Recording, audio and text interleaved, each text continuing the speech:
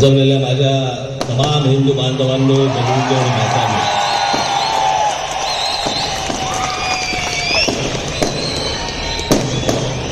माझा आज भाषण करताना कदाचित टेबल फॅन होणार आहे.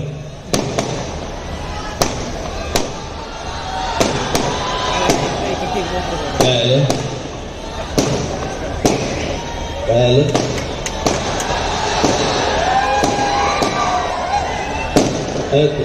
तुम्ही पण आहात.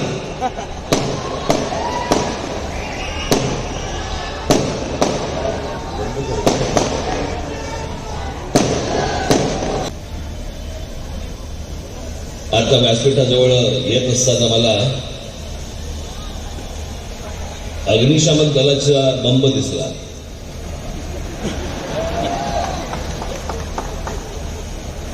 इतकी काय आग नाही लावणार.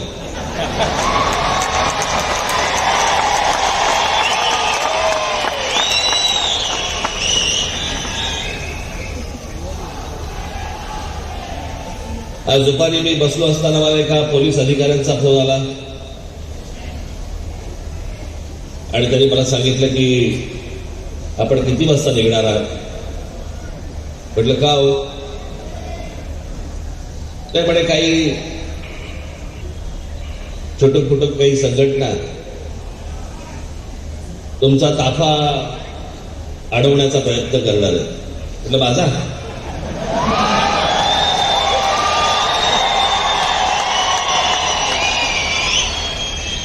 नाही म्हणे काय आम्ही ते सगळे त्यांना डिटेंड करू, पकडू वगैरे वगैरे, फक्त तुमचं निघायचं टायमिंग आम्हाला कळलं तर बरं होईल. मी म्हटलं की तुम्हाला जेव्हा निघणार आहे त्यावेळेला मी तुम्हाला कळवतो. महत्वाची गोष्ट अशी की माझ्या ताफ्याला कोणतरी अडवणार आहे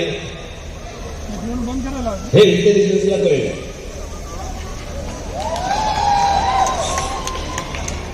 पण पवार साहेबांच्या घरी एसटीचे लोक जाणार आहेत हे इंटेलिजन्सला नाही कळलं.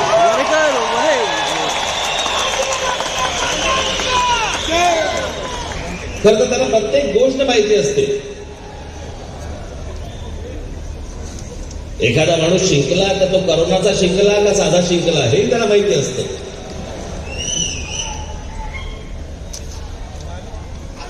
असो, पण आज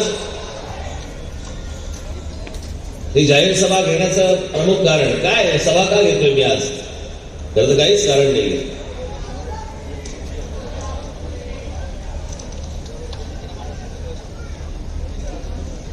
गुढीपाडव्याची सभा झाल्यानंतर अनेकांनी जे आपापले तारे तोडले,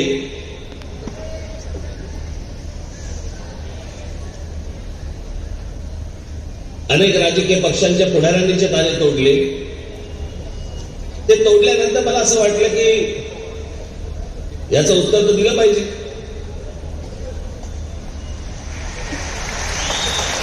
पण मला पत्रकार परिषद घेऊन याचं उत्तर द्यायचं नव्हतं. आणि याचं एकमेव कारण असं होतं की पत्रकार परिषद घेतली जर असती मी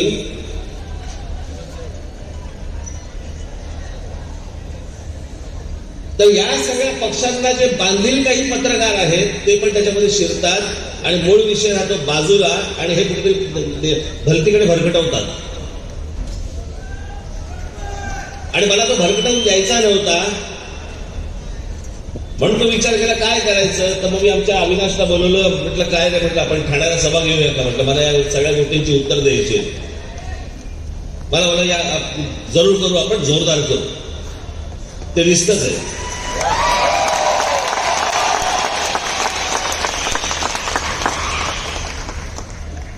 मला कोणीतरी मगाशी दाखवलं की आत्ताची ही सभा महाराष्ट्रात काही ठिकाणी विजेच्या प्रश्नासाठी म्हणून, वीज नाही म्हणून थांबवली गेली आहे, ती तिकडे दाखवत नाहीये. काय मूर्ख माणसं आहेत हल्ली, ते सगळं मोबाईलवरती दिसतं.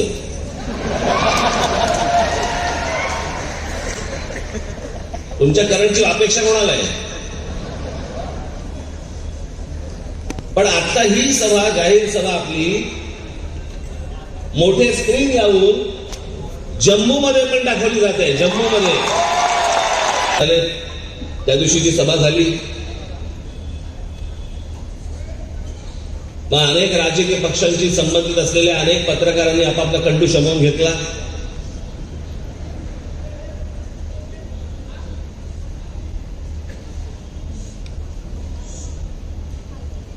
आणि मग वाटेल ते भारतीय जनता पक्षाची स्क्रिप्ट होती. राजकीय पक्षाच्या नेत्यांना सांगणारी हीच सगळी मंडळी. आता सध्या महाराष्ट्रामधल्या अनेक चांगले पत्रकार आहेत, गुणी पत्रकार आहेत, ते ह्या असल्या भामट्या पत्रकारांमुळे एकटे पडले. अनेक जण कुठच्या ना कुठच्या राजकीय पक्षाशी संबंधित झालेला आहे. पहिले जातीत झाले आणि मग पक्षाकडे गेले. पत्रकारही झाले आणि काही संपादकही झाले.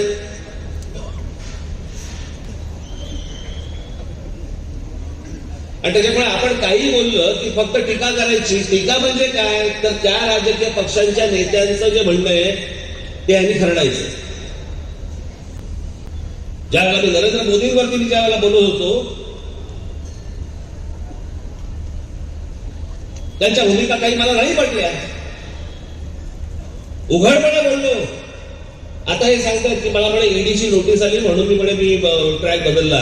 मी नाही ट्रॅक बदलला, मला नाही लागत ट्रॅक बदलायला.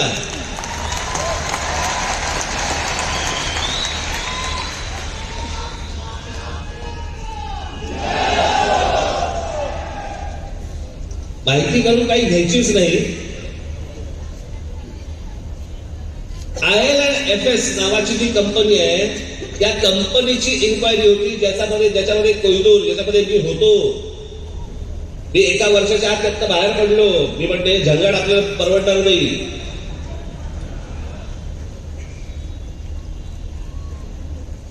व्यवसाय नाही करायचा का कोणी. आणि त्या कंपनीची जी इन्क्वायरी निघाली त्याच्यातनं मला ती नोटीस आली होती. आणि मी ती नोटीस आल्यावरती ईडीच्या कार्यालयात गेलो.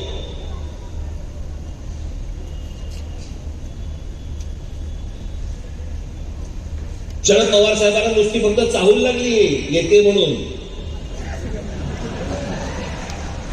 एवढं नाटक केलं त्याच्यावरती.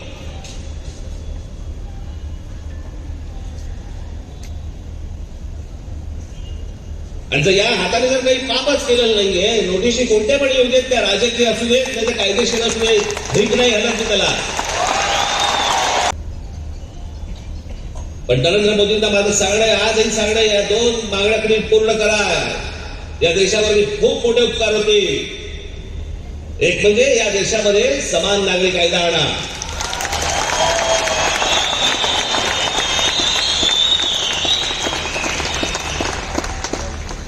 आणि दुसरं म्हणजे या देशातल्या लोकसंख्येवरती पहिल्यांदा नियंत्रण आणता येईल असा कायदा आणा.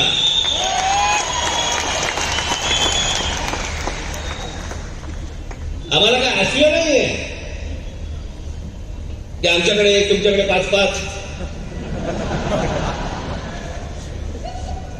आम्हाला त्याचा नाही त्रास होत. पण ज्या प्रकारे लोकसंख्या वाढते, ज्या प्रकारे हा देश एके दिवशी फुटेल,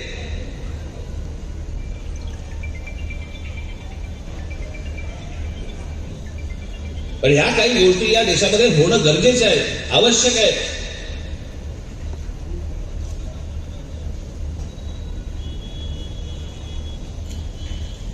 त्याच्यामुळे मला ज्या गोष्टींबद्दल विरोध करायचा होता तो मी केला. उद्या जर एखादी गोष्ट मला जर नाही पटली तर परत करीन. परंतु विनाकारण आपलं उठले, भाषणाला उठले आणि उगाच विरोध करायचा नाही. आता तुम्ही चिखल खाल्लाय, तुम्ही शेण खाल्लाय, आता तुमच्यावर.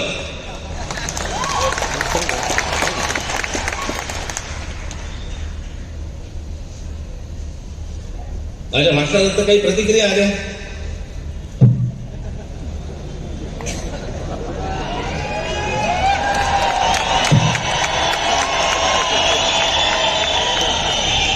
इस्रायल लोक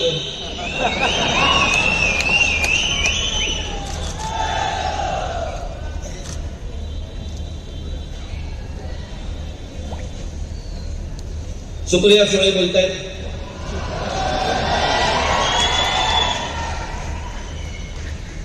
लावला तो व्हिडिओ म्हणणारे एका नोटीसने बदलतील याचं मला आश्चर्य वाटतं. म्हणजे मला आश्चर्य या गोष्टींचं वाटतं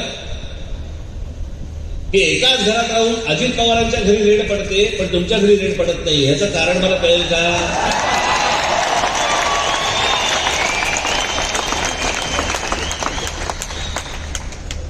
कारण इकडे महाराष्ट्रात कसं आहे, एक एक जण पोहोचवला की पवार साहेब मोदींची भेट घेतात पुढचा माणूस सांगायला.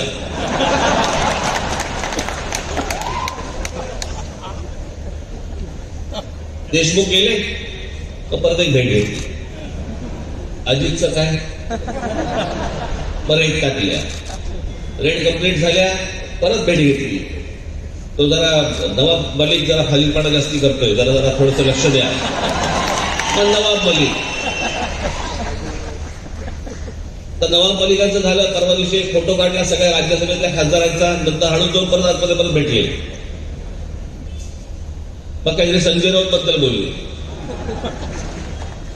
असं म्हणे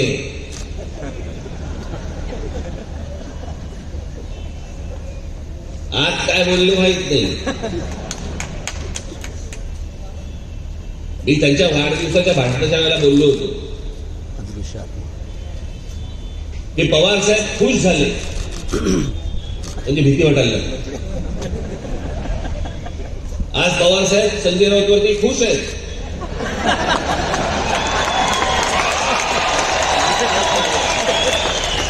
कधी टांगलेला दिसेल कळणार पण नाही. याच्यामध्ये अनेक काँग्रेसवाले गेलेले आहेत.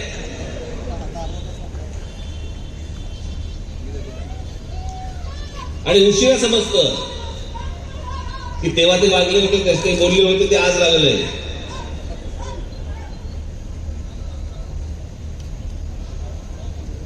अजित पवारांच्याकडे रेड पडते. अजित पवारांच्या सख्या बहिणींच्या घरी रेड पडते. आणि त्याच्यानंतर देखील पवार साहेब आणि नरेंद्र मोदी यांचे अत्यंत मधुर संबंध राहतात. कसं काय? मी कधी बघितलं नाही पवार साहेबांना भडकलेलं कधी बोलताना. मी ज्यावेळेला उघडपणे बोलत होतो त्यावेळेला ह्यांच्या शेपट्या आतमध्ये होत्या सगळ्यांच्या. हे कोणी बोलले नाही, ते दुसरे एक ते जयंत पाटील.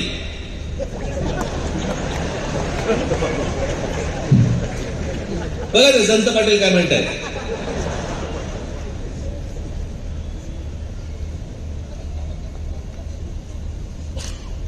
हे कधी म्हणे गेले होते उत्तर प्रदेशामध्ये की ज्यांना आता उत्तर प्रदेशचं कौतुक वाटतं. जयंत पाटील माझं भाषण नीट ऐका.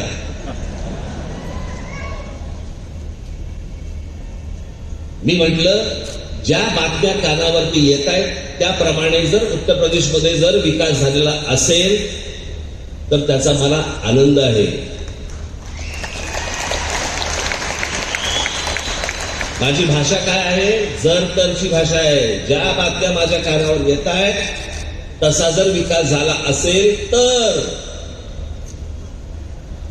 तुम्हाला आठवत असेल तर गेल्या 2014च्या लोकसभा निवडणुकीच्या वेळेला मी सतत सांगत होतो की पंतप्रधान नरेंद्र मोदी उद्या ज्यावेळेला नरेंद्र मोदी जेव्हा पंतप्रधान होतील ते झाल्यावर त्यांनी उत्तर प्रदेश, बिहार आणि झारखंड या 3 राज्यांकडे लक्ष द्यावं. त्या 3 राज्यांचा विकास करावा.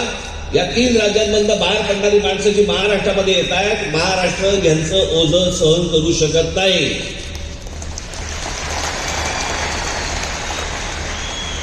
माझी सगळी भाषणं काढून बघा.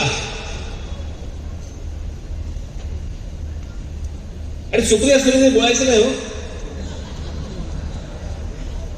यांचे खायचे दात वेगळे आहेत, दाखवायचे सुळे वेगळे आहेत.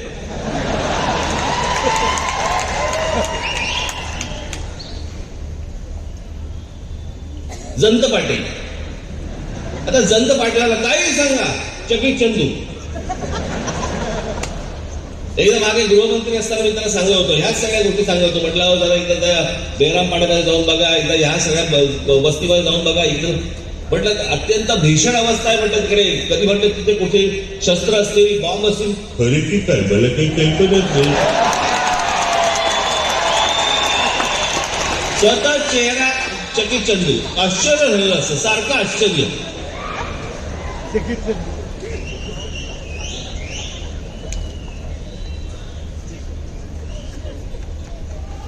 संपलेल्या पक्षाबद्दल मी काय बोलणार. संपलेला पक्ष, अरे येऊन बघा, हा काही संपलेला पक्ष आहे का?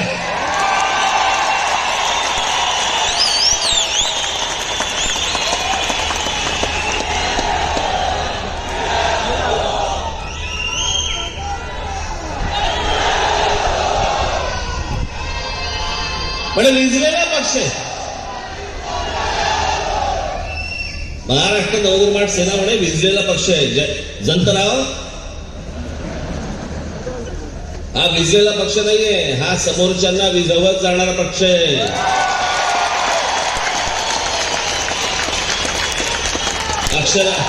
माझ्या अक्षरावरती जरा थोडासा इकडे तिकडे झाला असेल तर बघून घ्या.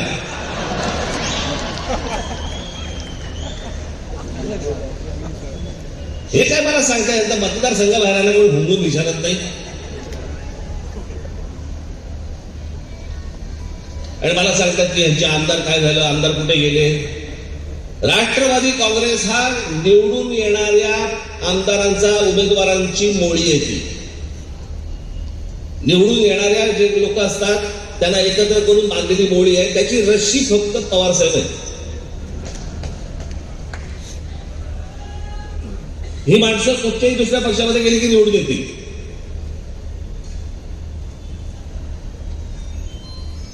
मग भुजबळ म्हणाले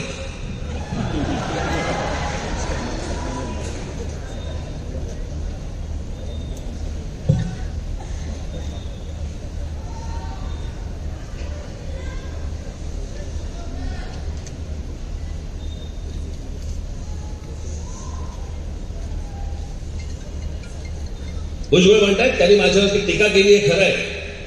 मीही मोदी बीजेपी विरोधात बोलत होतो, त्यामुळे मला जो त्रास सहन करावा लागला तो मी सहन केला, पण त्यासाठी माझा मार्ग बदलला नाही.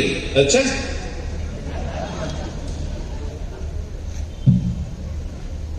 भुजबळ साहेब, तुमचे सीए, तुमचा चार्टर्ड अकाउंटंट आणि तुमच्या बरोबरचा एक माणूस यांनी केलेल्या केसेसमुळे तुम्हाला आज जावं लागलं.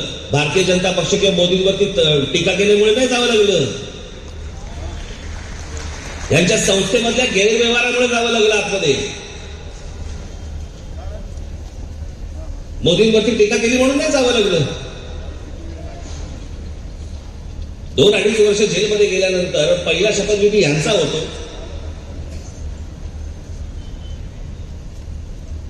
पण सगळ्याकडे सांगतायत संपलेला पक्ष आहे, त्याच्यावर काय बोलणार, तरी बोलतायत. रकानेच्या रकाने भरतायत, रकानेच्या रकाने लिहितायत.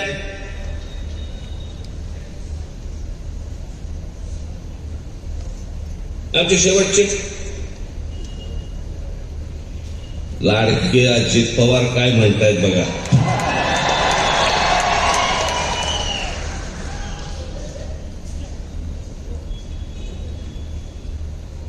त्यांचा एक आवडता शब्द आहे, पठ्या. याला काय म्हणे, भोंगे आत्ताच दिसले का म्हणे, आत्ताच सुचले का, याच्या अगोदर काय म्हणे झोपा काढत होतात का.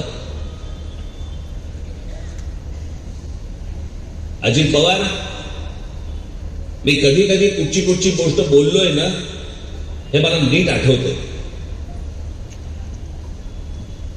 आणि तुमच्या फक्त माहितीसाठी म्हणून मी 3 व्हिडिओ झाले.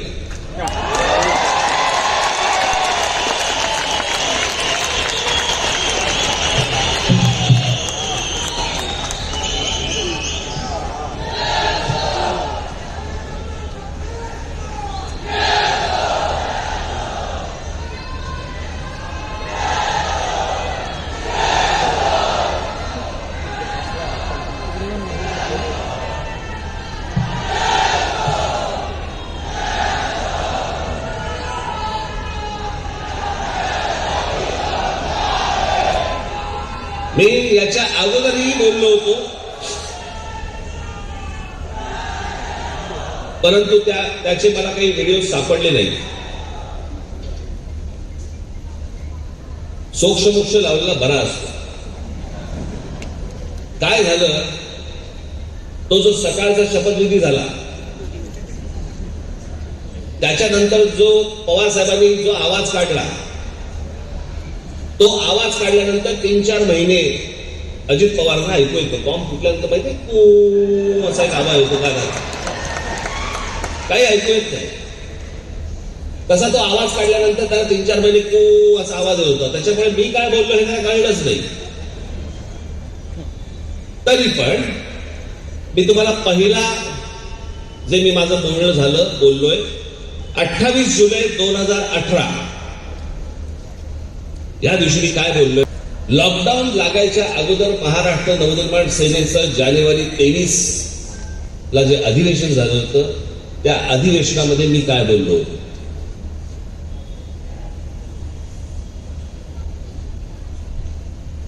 धर्म प्रत्येकाने आपापल्या घरामध्ये ठेवावा आणि त्याच्यासाठी मशिदींवरचे जे लागणारे भोंगे आहेत हे भोंगे देखील तितकेच बंद झाले पाहिजे हे तेव्हाच मी बोललो होतो.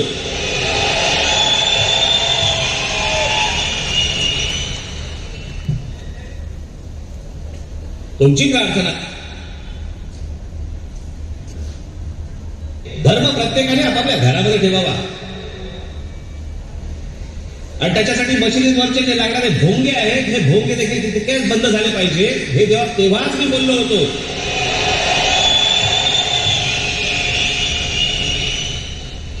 अजित पवारला ऐकून आलं. तुमची प्रार्थना आहे बंद करा. मी ह्याच्या आधीही बोललो, ऐकू नाही आलं. लॉकडाऊनच्या काळामध्ये काल साफ झाला असता. गुढीपाडव्याचा भोंगा ऐकू आला.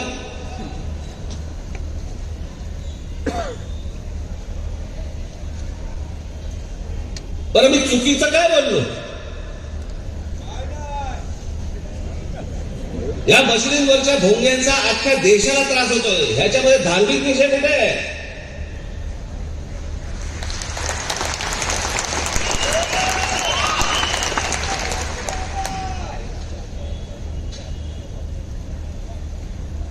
तुम्हाला जर काही नमाज पडायचं आहे, तुम्हाला जी काय अजान द्यायची घरामध्ये द्या.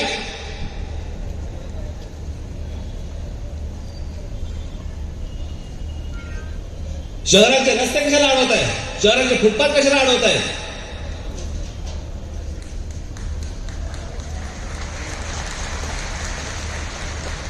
प्रार्थना तुमची आहे, आम्हाला काय ऐकवत आहे.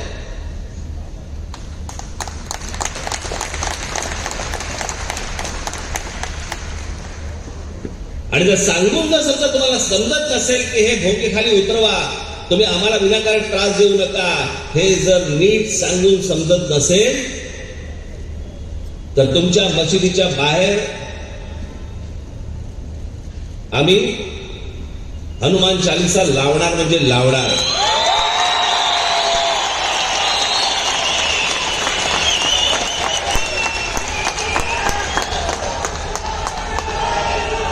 वातावरण आम्ही नाही बिघडवत आहोत, आम्ही वातावरण नाही बिघडवत आहोत. हा धार्मिक विषय मुळात नाहीच आहे, हा सामाजिक विषय आहे.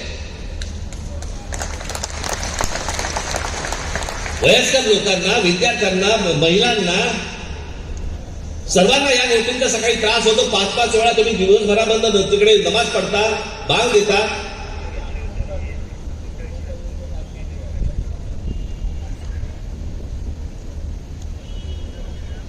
एक तर सगळे बेसूर असतात,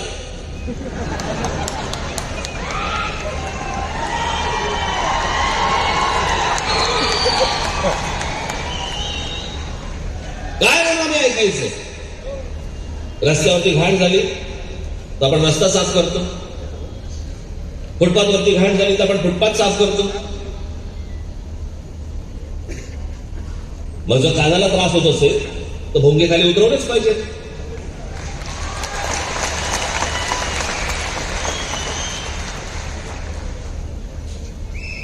आणि राज्य सरकारला माझं सांगणं आहे, याच्यामधून आम्ही मागे हटणार नाही. तुम्हाला काय करायचं असेल ते करा. या गोष्टीचा एकदा सोक्ष हा लागलाच पाहिजे. ज्या देशांमध्ये तुम्हाला तिथे बंदी आहे, अनेक परदेशांमध्ये देशांमध्ये बंदी आहे, निमूटपणे ऐकता ना तिकडे.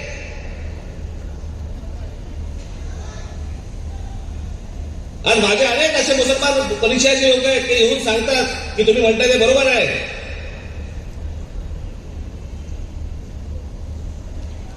असा कोणता धर्म आहे तो दुसऱ्या धर्मीयांना त्रास देतो? आज तुमचा रमजान चालू आहे, आम्ही समजू शकतो.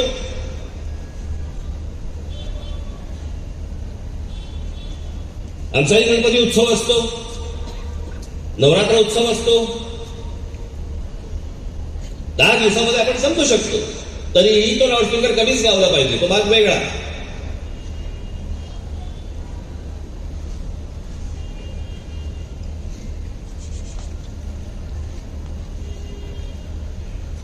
हे सणवार असेल तर आपण समजू शकतो. हे 365 दिवस ज्यावेळेला तुम्ही हे लाऊडस्पीकर मधनं ह्या गोष्टी तुम्ही ऐकवता, कशासाठी, कोणासाठी?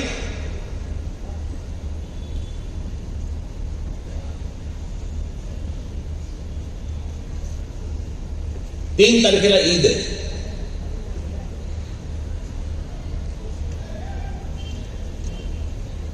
माझी राज्य सरकारला, गृह खात्याला माझी विनंती आहे की कुठचीही तेढ, कुठचीही दंगल, कुठच्याही गोष्टी आम्हाला निर्माण करायच्या नाहीत. आम्हाला त्याची इच्छा देखील नाही.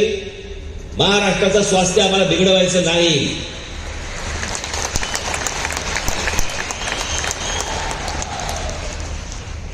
पण आज 12 तारीख आहे. 12 ते 3 मे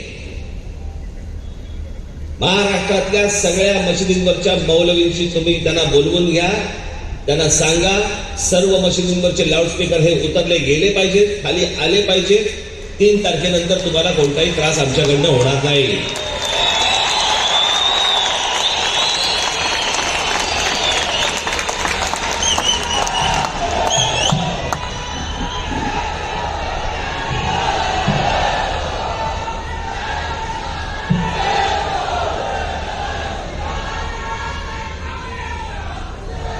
जुलै 2005 18 जुलै 2005 चा सर्वोच्च न्यायालयाचा निकाल आहे किंवा त्यांची टिप्पणी आहे. इतरांची शांतता बिघडवून तुम्ही तुमची प्रार्थना करा किंवा मोठे धनुष्यपथ किंवा मोठी वाद्य वाजवून प्रार्थना करा असं कुठलाही धर्म सांगत नाही. आमच्या मते समाजात धर्माच्या नावाने म्हातारी माणसं, आजारी रुग्ण, विद्यार्थी यांची पहाटेची झोप बिघडवणं, दिवस खराब करणं आणि बाकीच्यांचा दिनक्रम विस्कळीत करणं अशा गोष्टींना मुळीच परवानगी देता कामा नये. जर सुप्रीम कोर्टाने जर समजा ही गोष्ट सांगितलेली असेल तर राज्यातल्या गृह खात्याला त्याची अंमलबजावणी करायला काय प्रॉब्लेम आहे? हे होत का नाहीये? मतांसाठी? म्हणजे हे मतांसाठी म्हणून वाटेल त्या प्रकारे धर्म चालवणार आणि आम्ही उघड्या डोळ्यांनी आणि उघड्या काळाने बघत बसायचं, हातावर हात ठेवून आम्ही उभं राहायचं फक्त.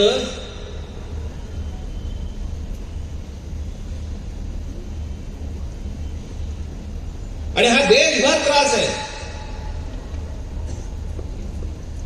ज्या माझं भाषण ऐकत असतील त्या सर्व तमाम हिंदूंना माझं सांगणं आहे, 3 तारखेपर्यंत जर ऐकले नाही तर देशामध्ये जिथे जिथे मशिदी असतील, जिकडे बांग सुरू असेल तिकडे हनुमान चालीसा हे लागलंच पाहिजे. अख्ख्या देशभर लागलं पाहिजे.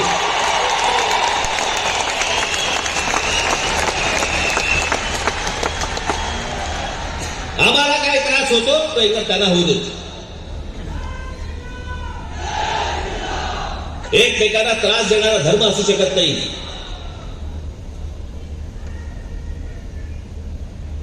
आणि ह्याच्यावरती यांची बाजू घेणारे हे इकडचे ते आवाड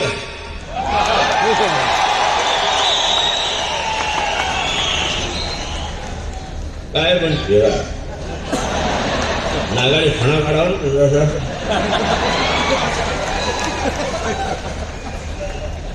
आता उद्या काहीतरी बोललंच, कसू शकतो, विसरू शकतो वगैरे वगैरे. हे शेकटा धरतो, गरजा फिरवून फेकून देतो.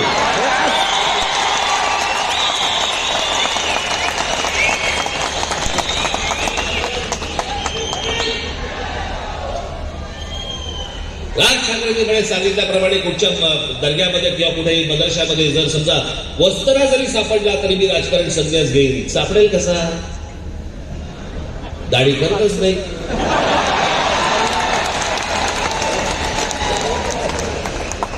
वस्ताना कसं सापडेल बरं? इकडून तिकडून तुला वस्ताना दिसला, त्याच्या बुद्धीची कीव करावीशी वाटते मला.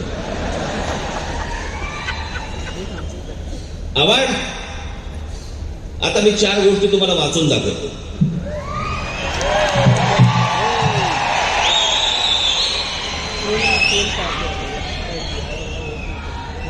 चोवीस ऑगस्ट 2001, नीट ऐका आम्ही काय बोलतोय ते. 24 ऑगस्ट 2001 रोजी मुंब्रा कौसा परिसरात सिमी नावाची जी आतंकवादी संघटना आहे, सिमीच्या 6 हस्तकांना अटक. 20 डिसेंबर 2001 रोजी संसदेवरील हल्ल्याप्रकरणी कुख्यात अबू हजमा याला मुंब्र्यातून अटक. 16 मार्च 2002 रोजी मुंब्र्यातून कुख्यात हजबुल मुजाहिदीन संघटनेच्या 4 अतिरेक्यांना अटक.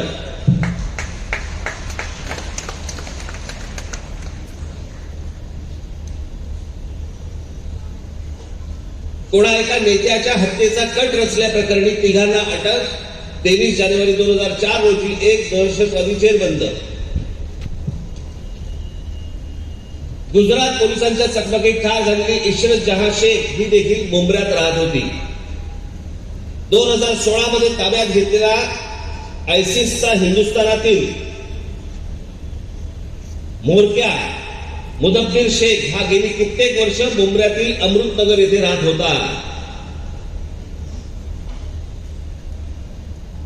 17 एप्रिल 2003 रोजी लष्कर ए तैयबाच्या 2 अतिरेक्यांना अटक.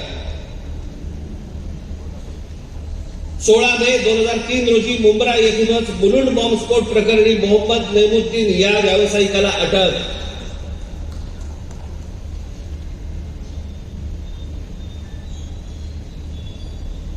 मुंब्र्यात रिजवान मोमीन या संशयित अतिरेक्याला अटक.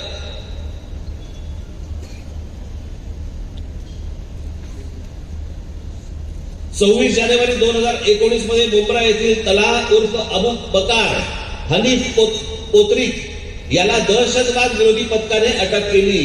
हे सगळे मुंब्र्यातले आहेत जिथून आवाज निवडून येतो.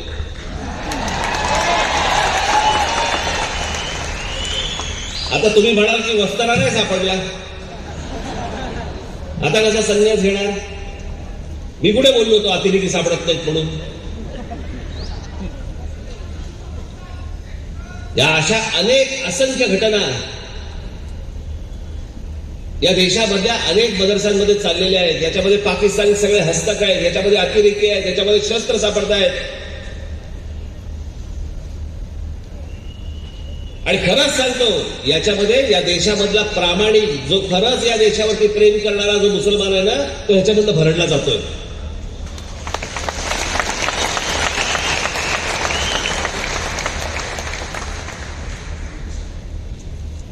हे आमचे सलीम मामू शेख बसले इथे. सलीम मामा उभा राहा.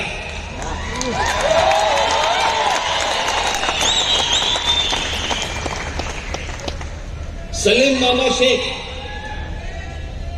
याच्या मतदारसंघामध्ये 95% हिंदू लोक राहतात, पण सलीम निवडून येतो.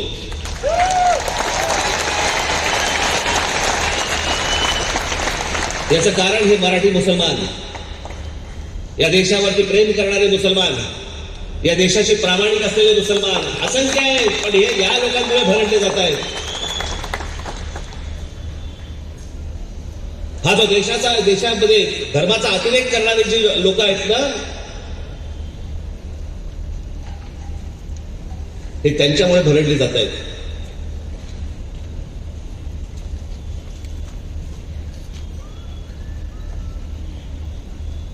याच्यापेक्षा वेगळी अजून काय भूमिका असावी मला जरा सांगा. आणि पवार साहेब सांगतात मी जातीवाद भडकवतो. बरं, पवार साहेबांनी सांगावं, राष्ट्रवादी काँग्रेसने सांगावं राज ठाकरे त्याची भूमिका बदलतो म्हणून. राष्ट्रवादी काँग्रेसने बोलावं.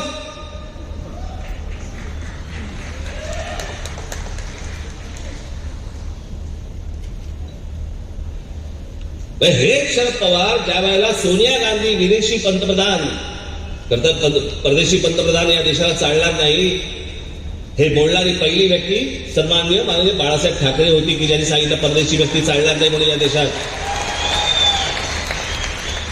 आणि मग तो धागा पकडून पवार साहेबांनी काँग्रेसमधनं बाहेर पडले की विदेशी पंतप्रधान आम्ही मान्य नाही करणार म्हणून.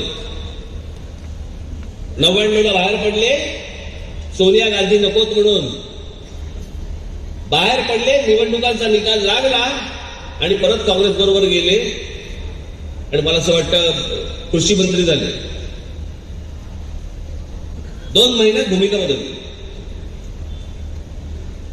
अशा तर असंख्य सांगता येतील अशा की जिकडे पवार साहेबांनी भूमिका बदलल्या. हे काय मला सांगतायत, मी कोणती भूमिका बदलली?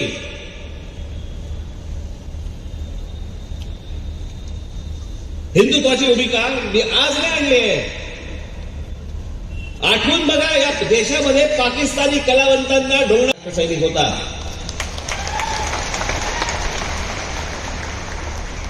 आझाद मैदानवरती ज्या वेळेला त्या उच्च संघटना ती रजा अकादमीने ज्याला मोर्चा काढला, आमच्या पोलीस भगिनींना मारलं. त्या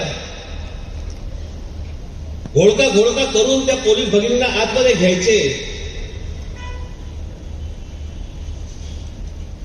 आणि त्याला काय शारीरिक त्रास दिले हे आमच्याकडे पत्रकार आहेत सगळे. यांच्या गाड्या फोडल्या, जाळल्या, आमच्या पोलिसांना मारलं, कोणी प्रतिक्रिया नाही दिली.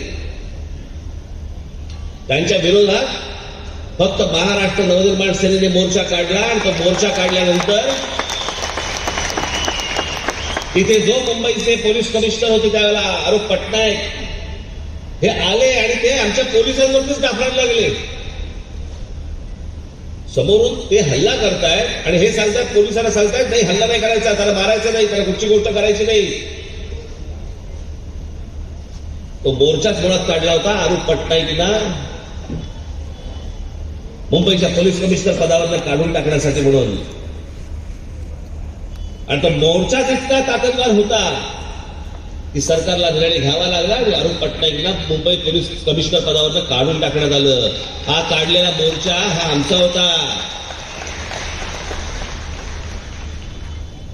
अगोदरच्या गोष्टी जर समजा हे विसरून गेले असतील तर आठवण करून देतो.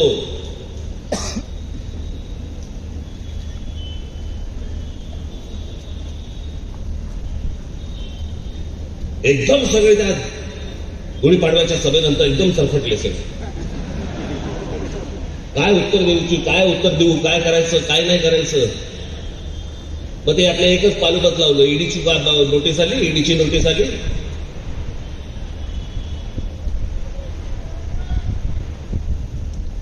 परत आली तर परत जाईल. तुम्ही जाताय का? नुसत्या फक्त प्रॉपर्टी अटॅच केल्या तर शिव्या द्यायला लागले पत्रकार परिषदेत.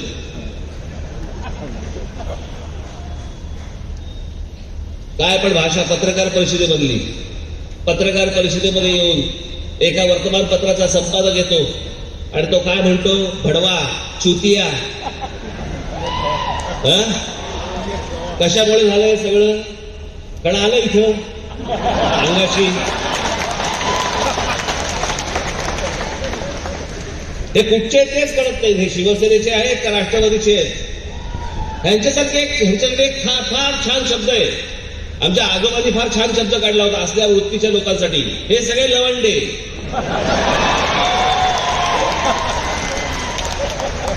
व वरती अनुस्वार आहे, लक्षात ठेवा.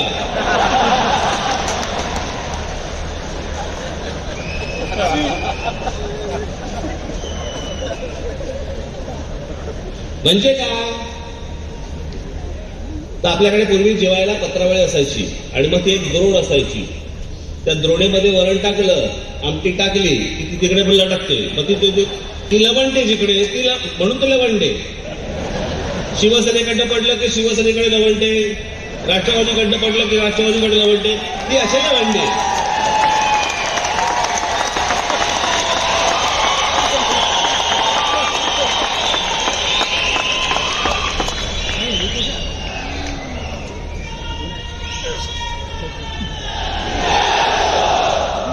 केवढं झोपलं त्यांना ते. ही जे पवार साहेबांबद्दल जे बोललो, ही जातीयवाद जो आला महाराष्ट्रामध्ये, जात होतीच. असंख्य वर्ष, अनेक हजारो वर्ष जात आहे या देशामध्ये, या महाराष्ट्रामध्ये. प्रत्येक जातीला, प्रत्येक जातीतल्या माणसाला आपापल्या जातीबद्दल अभिमान होता. 99ला ज्या वेळेला राष्ट्रवादी काँग्रेसचा जन्म झाला, तो जन्म झाल्यानंतर दुसऱ्या जातीबद्दल द्वेष निर्माण करायला लावला. आमच्या मुलांची माथी भडकवली गेली. इतिहास चुकीचा सांगितला गेला म्हणे. पवार साहेब सांगतात म्हणे इतिहास चुकीचा सांगितला गेला. मला सांगावं चालते काय त्या कुठच्या संघटना काढल्यात ना राष्ट्रवादीने, संभाजी बी ग्रेड, सी ग्रेड वगैरे अशा अनेक संघटना त्यांनी काढल्यात. या 99 नंतरच कशा काय आल्या? योगायोग नाही, त्यांनीच काढल्या.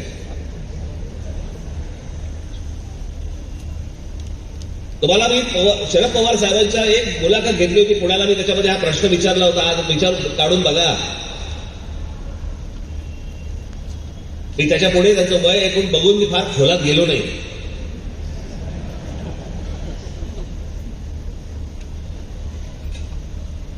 पण शरद पवार साहेब ज्या ज्या वेळेला भाषण करतात राष्ट्रवादी काँग्रेसचा जन्म झाल्यापासून, त्यावेळेला ते काय म्हणतात, हा महाराष्ट्र कोणाचा? शाहू फुले आंबेडकरांचा.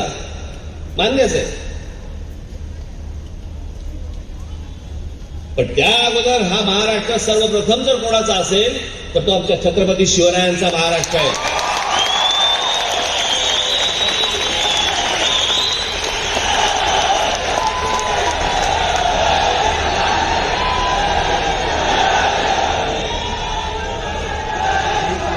पवार साहेब कधीही, शरद पवार साहेब कधीही छत्रपतींचं नाव घेताना तुम्हाला दिसणार नाही, कुठच्याही सभेमध्ये दिसणार नाही. कारण छत्रपतींचं नाव घेतल्यानंतर मुसलमान मतं गेली तर काय करायचं? आणि म्हणून शिवछत्रपतींचं आमच्या कधीही ते नाव घेत नाही. शाहू फुले आंबेडकर. आणि मग छत्रपतींवरचं राजकारण करायचं असेल, त्याच्यामध्ये जर जातीचं राजकारण करायचं असेल, माझ्या महाराष्ट्रामधल्या मराठा बांधवांची, भगिनींची जर माती भडकवायची असतील, मग दुसरे कोणीतरी पुस्तकं लिहिली, मग ती ब्राह्मणांनी पुस्तकं लिहिली, मग अजून कोणीतरी काहीतरी लिहिलंय. त्यांचं एक भाषण बघत होतं म्हणे, अफजल खान म्हणे इथे आला होता, त्यावेळेला महाराजांनी त्याचा कोथळा बाहेर काढला, पण त्याच्यामध्ये काही हिंदू मुसलमान असं काही नव्हतं. मग पवारसाहेब तो कशासाठी आला होता? तो काय केसरी टूरसाठी काय ते मीरा वर्ल्डचं तिकीट घेऊन आला होता का महाराष्ट्र दर्शन करायचं म्हणून? छत्रपतींची आमच्या ओळख काय? छत्रपतींनी ज्या वेळेला या स्वराज्याची शपथ घेतली त्यावेळेला हातामध्ये ध्वज कोणता घेतला? भगवा घेतला, आमच्या भागवत धर्माचा घेतला, आमच्या महाराष्ट्राचा घेतला, आमच्या संतांचा घेतला, आमच्या मंदिरांवरचा घेतला.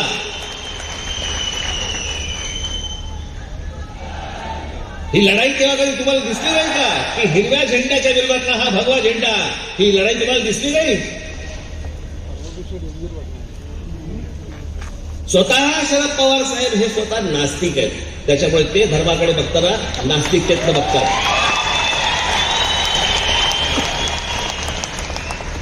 एखादा मिळाला तर दुर्मिळ फोटो तुम्हाला मिळेल, एखादा पवार साहेबांचा मंदिरात हात जोडतानाचा, पण तोही मिळणार नाही. कारण ते आहेतच स्वतः नास्तिकच आहेत. ते धर्मबिर्म काही मानत नाहीत, देवबिव काही मानत नाहीत. आणि मग ते त्यांच्या पद्धतीने राजकारण समजवण्याचा प्रयत्न करतात, त्यांना अपेक्षित असलेलं.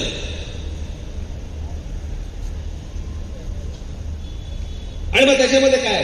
बाबासाहेब पुरंदरे सॉफ्ट टार्गेट काहीतरी सांगितलं तुम्हाला. बाबासाहेब पुरंदरेंनी चुकीचा इतिहास सांगितला. कोणत्या पानावरती कोणत्या ओळीत सांगितला ते तर सांगा ना.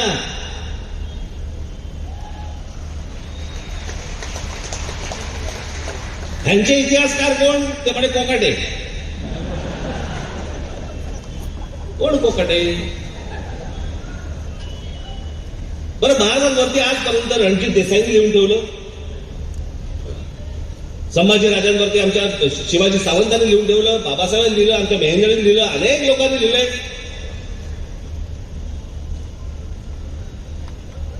प्रत्येकाने आपापल्या पद्धतीने शिवाजी महाराज महाराष्ट्रासमोर आणले. पण घराघरामध्ये जर समजा शिवाजी महाराज कोणामुळे जर पोहोचले असतील तर ते फक्त बाबासाहेब पुरंदरेंवर पोहोचले. हे नाकारून चालणारच नसतं आणि हे कोणीही मान्य करतं.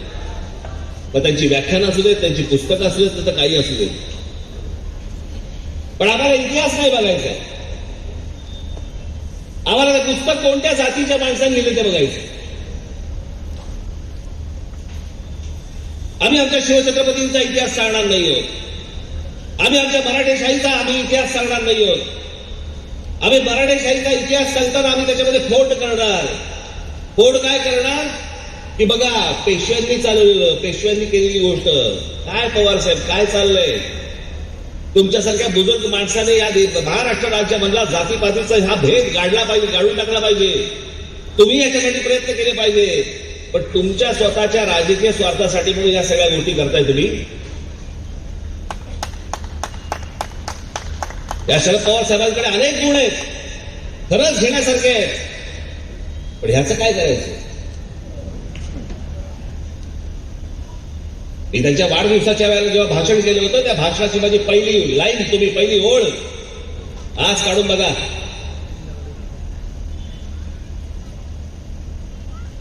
त्यांचा वाढदिवस होता. त्या वाढदिवसाच्या व्यासपीठावर मी बोललो होतो आणि तेव्हा मी म्हटलं होतं की असे अनेक विषय आहेत जे आज मला बोलता नाही येणार, कारण हे व्यासपीठ वेगळं आहे.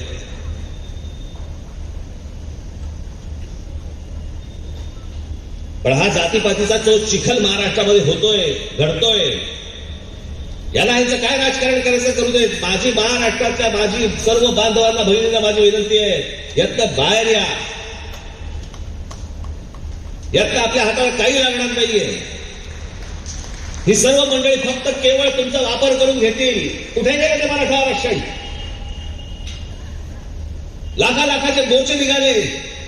पुन्हा ताराबंद माझे बांधव भगिनी सगळ्या ठिकाणी मोर्चे घेऊन फिरले. काय झालं त्याचं आठवत असेल तुम्हाला. तेव्हा एकटा राज ठाकरे तुम्हाला सांगत होता हे होणार नाही, ह्याला करायचंच नाहीये, ह्याला निवडणुकीसाठी फक्त तुम्हाला उचकवायचं होतं.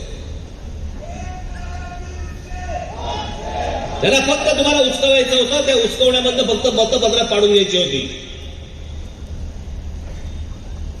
आता नवीन काढलं, आता ओबीसी समाजाबद्दल काढलं. मग ते प्रकरण आता कोर्टामध्ये गेलं, मग त्याच्यावरती निवडणुका पुढे ढकलल्या. निवडणुका पुढे ढकलल्या म्हणजे सगळ्या महानगरपालिकांवरती प्रशासक नेमला गेला. म्हणजे राज्य सरकार पण यांच्या हातामध्ये, महानगरपालिकेचा प्रशासक पण यांच्या हातामध्ये, दोन्ही बाजूनी खा.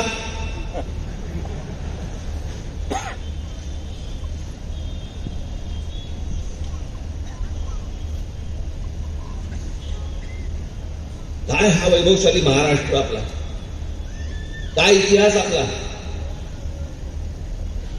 अहो 125 वर्ष ज्या मराठेशाही, त्याला मराठेशाहीच म्हणतात, त्याला पेशवेशाही नाही म्हणत. सगळ्या 18 पगड जातीचे सगळे लोक होते त्याच्यामध्ये. जे आणले होते, जवळ आणले होते, ते आमच्या शिवछत्रपतींनी आणले होते. सगळ्या समाजातला प्रत्येक जातीमधला माणूस हा स्वराज्यासाठी लढत होता. आमच्या शिवछत्रपतींकडनं, आमच्या महाराष्ट्र राज्यातल्या आमच्या संतांकडनं आम्ही घेतलेली शिकवण कुठे गेली. काय चालू आपण, काय करतो. बरं हे प्रकरण कॉलेजपर्यंत आलं, हे प्रकरण शाळेपर्यंत गेलं. शाळेमधली मुलं एकमेकांकडे जातीने बघायला लागले, कॉलेजमध्ये एकमेकांची मुलं जातीने बघायला लागली. हे आमचे पत्रकार बसले, ह्यांच्यामध्ये जातीमध्ये फाटाफूट झालेली आहे.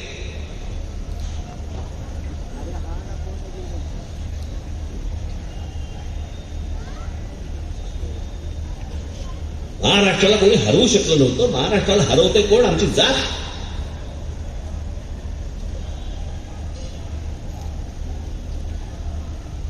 आमच्या राज्यातल्या जाती आम्हाला नष्ट करायला निघाल्यात. अहो जातीत बाहेर पडणार नसू तर आपण मराठी कधी होणार, आणि मराठी जर समजा होणार नसू तर आपण हिंदू कधी होणार. कोणत्या हिंदुत्वाच्या गोष्टी घेऊन बसलोय आपण. कसलं हिंदुत्व. जे हिंदू मुसलमान फक्त दंग्यामध्ये जो हिंदू होतो तो हिंदू.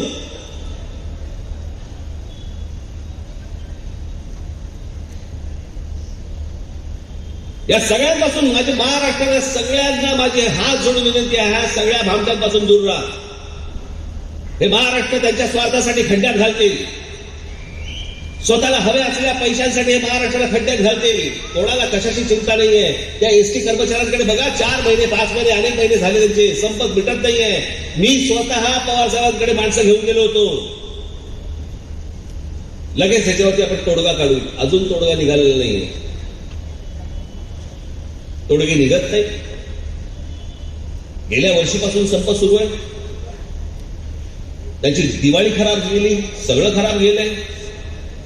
एकदा काय ते निश्चित त्याला सांगा तरी काय होणार त्यांच्या भविष्यामध्ये, आयुष्यामध्ये. कशाचा कशाला पत्ता नाही आणि आम्हाला कशामध्ये गोंधळून टाकताय.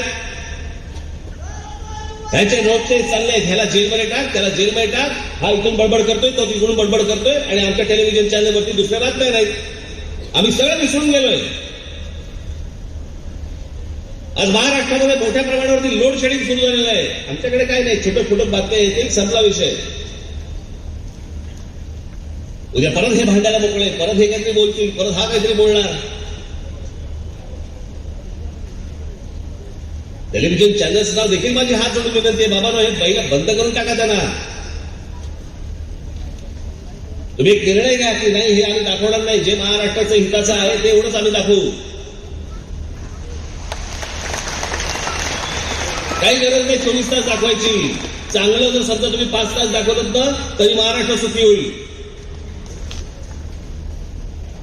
पण ह्या सगळ्या बंद बाहेर येणं आवश्यक आहे, गरजेचं आहे.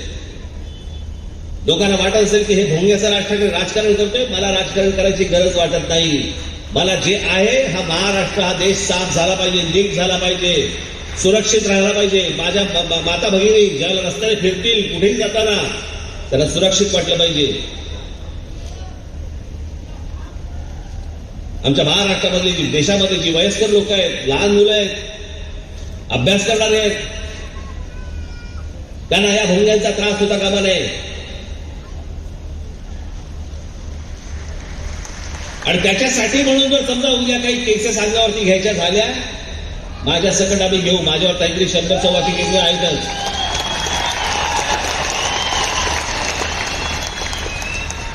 मी मागे म्हटलं होतं ना, अस्वलाच्या अंगावर अजून एक केस आला तर काय फरक पडतो. पण या गोष्टींना भीत नाही. मी जाता आता फक्त परत एकदा आपल्या सर्वांच्या साक्षीने, जे कोणी माझं भाषण ऐकत असतील त्या सर्वांच्या साक्षीने मी सांगतोय, ज्या मुसलमानांना त्यांच्या प्रार्थना करायच्या आहेत, प्रार्थना करा घरात. प्रत्येकाने आपापला धर्म आपल्या घरामध्ये ठेवावा, रस्त्यावरती आणू नये. जेव्हा सणासुदीचे ज्यावेळेला दिवस असतील त्यावेळेला 10 दिवस 15 दिवस आपण समजू शकतो. पण 365 दिवस 24 तास हे नाटक लफडं चालणार नाही यापुढे महाराष्ट्रात.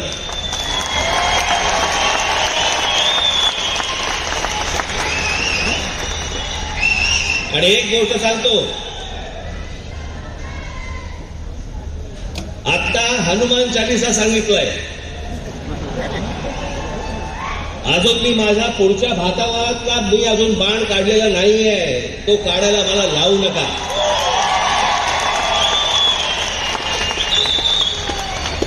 आणि म्हणून माझी या संपूर्ण राज्य सरकारला माझी हात जोडून विनंती आहे, केंद्राला ही विनंती आहे माझी, की जिथे समाजाला त्रास होतोय असल्या कोणताही धर्म असता कामा नये. जे मुसलमान बांधव आहेत त्या मुसलमान बांधवांना सगळ्यांना सांगा की उद्या कुठच्याही प्रकारचा आपल्याला तेढ निर्माण करायची नाही. आपल्याला दंगली नकोय. आपल्याला महाराष्ट्रात सगळ्यात सुखीचं चांगलं वातावरण आपल्याला महाराष्ट्रामध्ये ठेवायचंय. आपण स्वतः होऊन या सगळ्या मशिनरीवरचे लाऊडस्पीकर खाली उतरवा. आपली प्रार्थना आपल्या घरात ठेवा. महाराष्ट्र आनंदी करा. एवढीच फक्त एक इच्छा व्यक्त करतो आणि आपल्या सर्वांची मी रजा घेतो. धन्यवाद. जय हिंद, जय महाराष्ट्र.